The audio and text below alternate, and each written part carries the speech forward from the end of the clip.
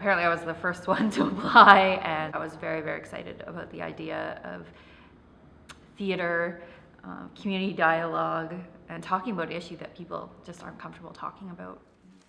191 applications came in from people who wanted to be directly involved in the creation and performance of this play. We could hire 24. All of us began a week-long theater for living workshop, 6 days, 8 hours a day, investigating these issues of our struggles with a mechanizing mental health system in the lives of the participants. Not a documentary kind of theater that tells any one person's story, but a fiction that tries to ask questions about human-centered care. This play will build to a crisis and stop. It will offer no solutions. It's as if the play turns around and says, we have this real problem, and we really don't know what to do. What do we do? So what happened? Well, with what? You've been AWOL for 5 days, Jack. Well, they took away all my medication. That's the policy until you see the doctor. Well, I told them I couldn't stay in that room with all those guys and not have my pills. Right.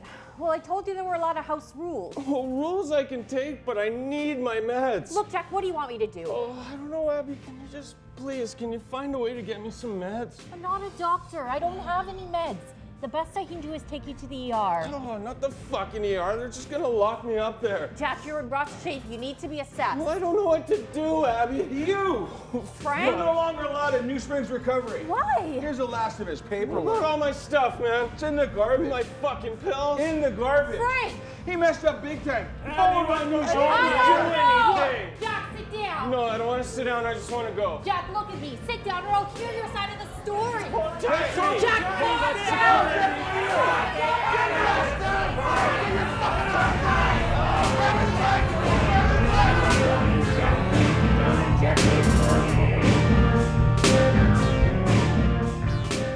After we presented our first half of the show, approximately 30 minutes, David, our director, would come out and ask the audience how many people could identify with the issues that were presented in the play, and an astounding amount of hands would go up every night. And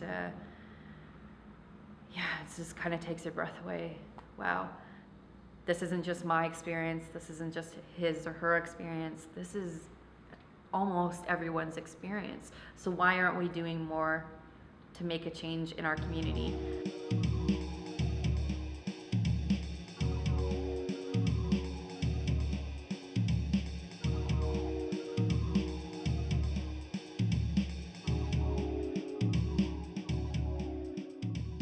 I think I have a solution to your problem for housing. Oh, yeah? All right?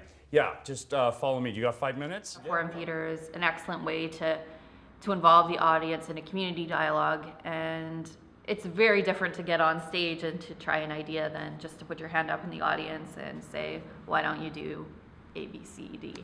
So it makes it more real, and lots of emotion comes out. So every night is a different experience.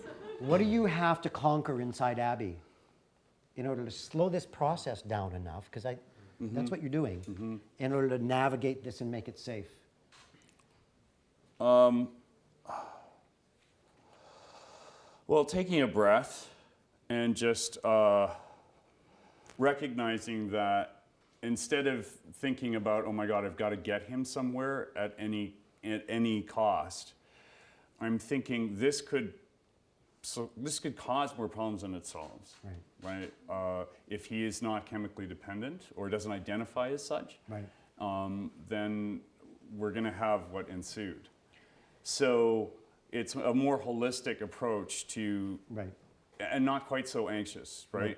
So inside the mechanization of the system, you're just slowing everything down. Slow it down.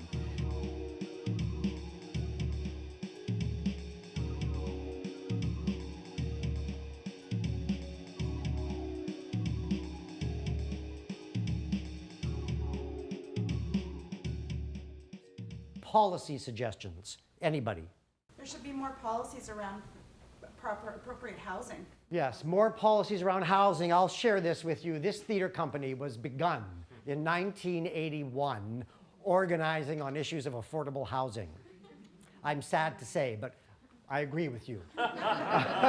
Yes. And transforming the image of reality isn't complete unless we take whatever insights we have in here out of the theater and back to reality and use them to make the world a safer place. In this case, around human-centered care.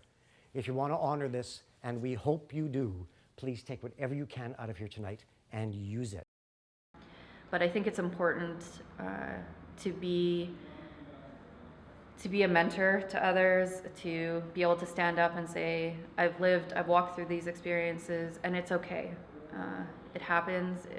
It doesn't, just happen to one race, gender, age. It happens to all people across all walks of life, and there are ways to get help. There are some community resources. We need a lot more, but it's a chance to say that it's okay to be a survivor and to get help, and that you deserve it. So for me, it was a coming out time, a time of stepping forward.